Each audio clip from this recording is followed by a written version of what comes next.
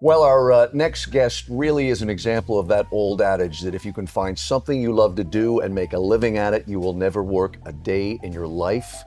Our guest is right beside me here. It's I'll say James Jim Hibbard, who has, oh boy, what a career. He has been he is a choreographer, a dancer, a writer, a teacher. He can add author now with this book. It is called Can't Stop Dancing, and he is joining us right here, right now. As I said, you're an example of that. Find something you love, and you'll never grow old, and you'll never work a day in your life. Absolutely. Absolutely. You find it's not work. Yeah. You play. Yeah. And you have a good time all the time. It is really interesting. I really enjoyed this book because I said to you earlier, getting good parents is a life lottery. You grow up in Idaho, not exactly dance territory, No. but you've got a No. really supportive mother. I sense maybe a father that doesn't quite understand what you want to do, but is going to get money together somehow to get you going on your way.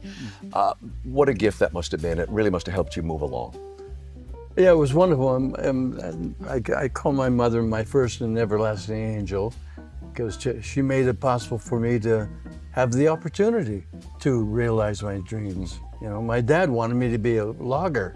Which like makes him. sense from where you're growing up. Absolutely, absolutely.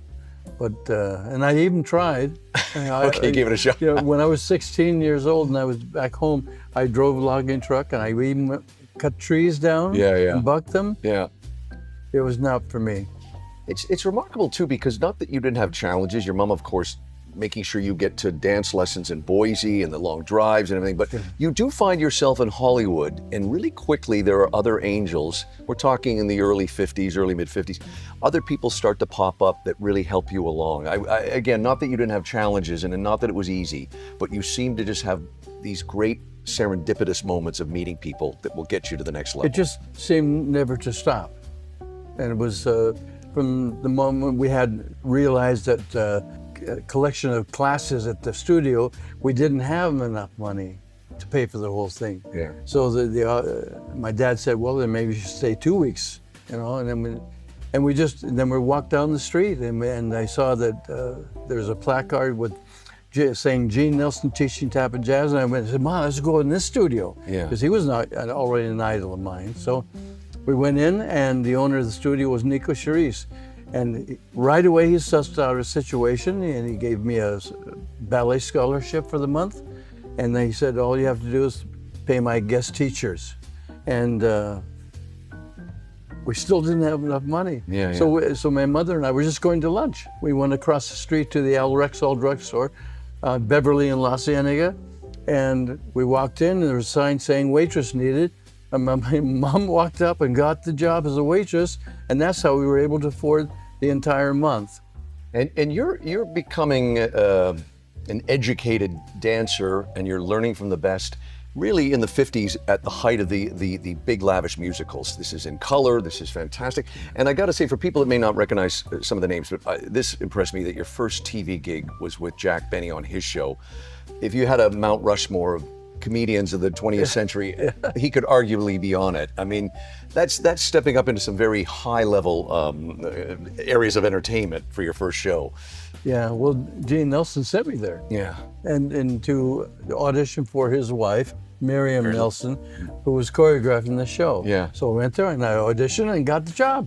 Just some of the people that you taught, worked with, helped, looking at some of the people, you get into the 60s, you taught, in no particular order, you taught the legendary Frank Sinatra how to do a 60s era dance for Marriage on the Rocks. You worked and helped Gene Simmons, the superb actress in Elmer Gantry. Elvis, let's talk about him.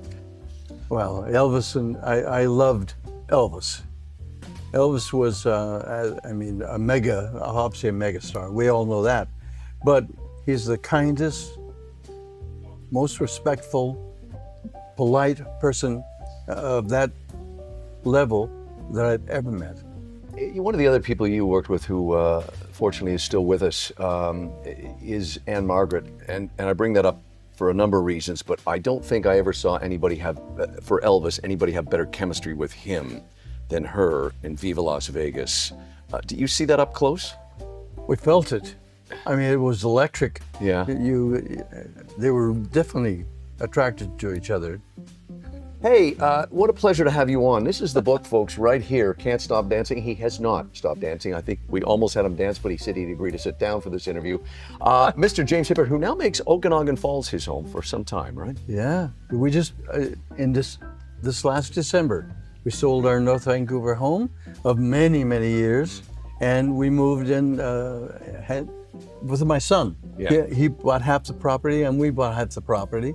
And we have a beautiful place up there in the mountains over a lake. Fantastic. Well done. Hey, thank you to James. Book's available right here, folks. you. Thanks to Ben at Bear Manor Media for bringing us together. Wonderful to have you, sir. Congratulations on the book. Thank you, James. I really enjoyed it.